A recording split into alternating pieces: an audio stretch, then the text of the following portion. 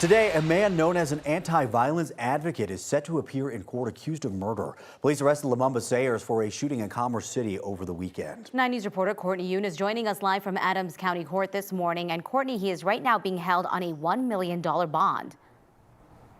Yeah, that's right. Good morning, Anusha and Jordan. He's facing charges of first-degree murder and felony menacing. It's a case that Commerce City police call a revenge killing. And today, Sayers, a former MMA fighter and once known for his staunch views on anti-violence, is set to be here in court as those charges are officially filed. Now, the shooting happened this past Saturday. Police say 28-year-old Malcolm Watson was shot at Paradise Island Pool, a water park for kids. His sister told 9 News Watson died while leaving his son's 5th birthday party. Officers quickly found and arrested Lamumba Sayers Sr. Investigators have already identified a possible motive. Court documents show Sayers' son was murdered about a year ago by a friend of Watson. The arrest affidavit says witnesses saw Sayers, quote, walk up and shoot the victim in the head at a close range. The affidavit goes on to say witnesses believe Sayers may have killed someone in retaliation or revenge. According to Watson's sister, her brother was innocent and wasn't involved in the death of Sayers' son. She says Malcolm was someone who wanted to be a great father and was a loving little brother. In 2021, 9 News profiled Sayers Sr. and the gym that he created in Aurora to give a safe space for kids. Now he waits for his court appearance this morning at 8:30. We'll have crime and justice reporter Kelly Ranke here in the courtroom giving you updates on air and online when that happens later on this morning. Live in Brighton, Courtney Yoon, 9 News. Yeah, keeping a close eye on all the updates. Courtney, thank you.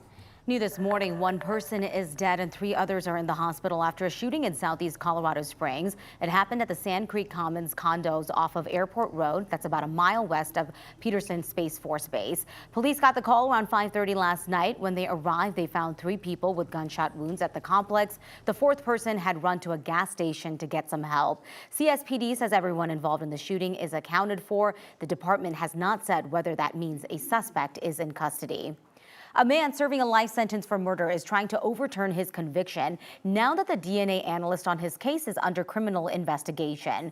Michael Clark has been in prison for 12 years. He was convicted for the 1994 shooting death of a man at an apartment in Boulder. The case was unsolved for years until Missy Woods analyzed DNA in that case.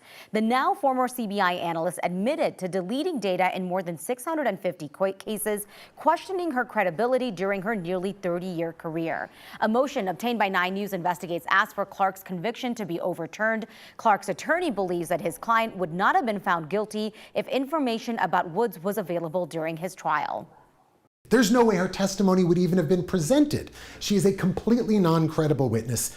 No district attorney is putting her up on the stand in any case anymore.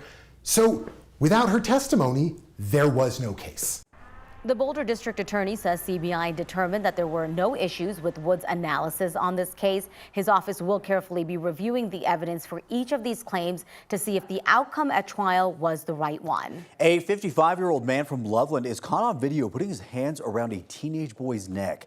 This video was recorded at the Loveland In-N-Out 10 days ago on August 4th. It shows Lucas Kalisher grabbing the teen by the neck and throwing him to the ground. Police say just before this, teens were splashing water on each other when some of it landed on Kalisher's wife. According to witnesses, the teen went to apologize when Kalisher confronted him. He faces charges of felony assault for strangulation and misdemeanor child abuse. Kalisher turned himself in and was placed under a $75,000 bond. A mother in Golden is grieving her son after he died from an accidental drug overdose. And now she is committing her life to raising awareness. Carrie Paulson said that her son Raleigh was clean and passing sobriety tests in the weeks and months leading up to his death. This all changed on June 16th when Raleigh came home. To Carrie, everything seemed normal when he went to take a nap, but he never woke up. He died of an accidental overdose. A toxicologist found alcohol, cocaine laced with meth, and a depressant cut with fentanyl in Raleigh's system. Carrie wants to make sure to share her son's story. And it still hurts. Every day hurts. But maybe someone's life will get saved if we get that information out there, how dangerous the drugs on the streets are now. In the future, Carrie is hoping to educate kids in middle and high schools about the dangers of overdosing. A tribute event that she's planning will be held at the end of the month at the Golden Mill. We have more information in this story on our website, 9news.com. 6:07 now. We are following some breaking news from the White House. Overnight, officials announced a deal to lower prices for 10 of Medicare's most expensive drugs. These include the blood thinners Xarelto and Eliquis and diabetes drugs Jardiance and Januvia.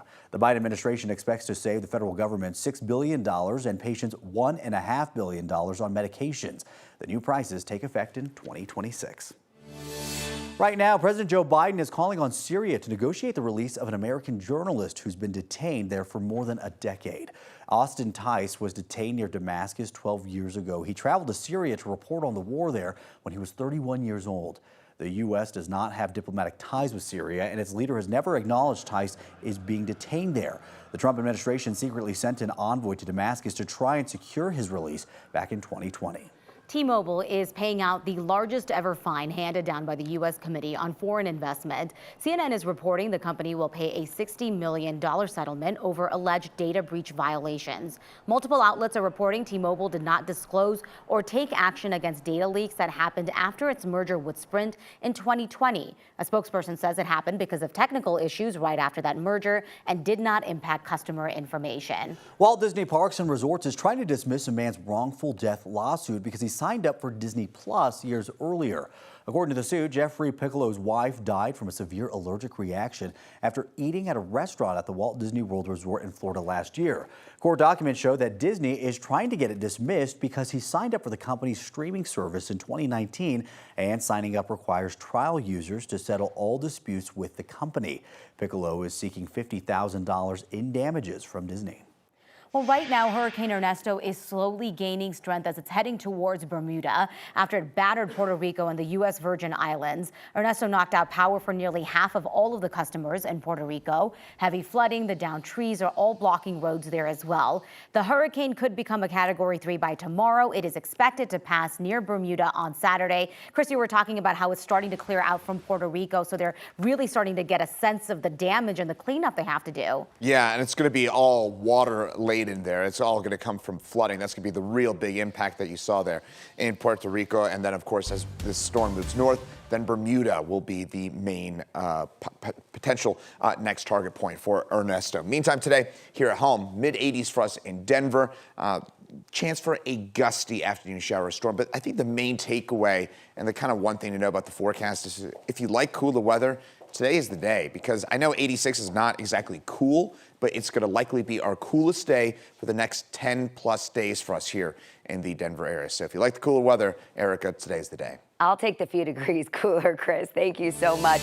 Right now it is 6:10 and we are getting you a live look from Sky 9. They're over the one main interstate crash that we are following right now. This is on northbound 225 in the area of 6th Avenue this morning, where we've got a left lane blocked. These two trucks looks like they got into a fender bender this morning. We do have some emergency crews blocking off that left shoulder and left lane this morning. If either vehicle needs to be towed out of the way, likely going to be dealing with another lane block. But at this point, we've got two lanes in the middle moving and then the exit lane moving right now. So not a terrible situation. It is causing about a 7-minute backup for you if you're going to be traveling on northbound 225 into Aurora.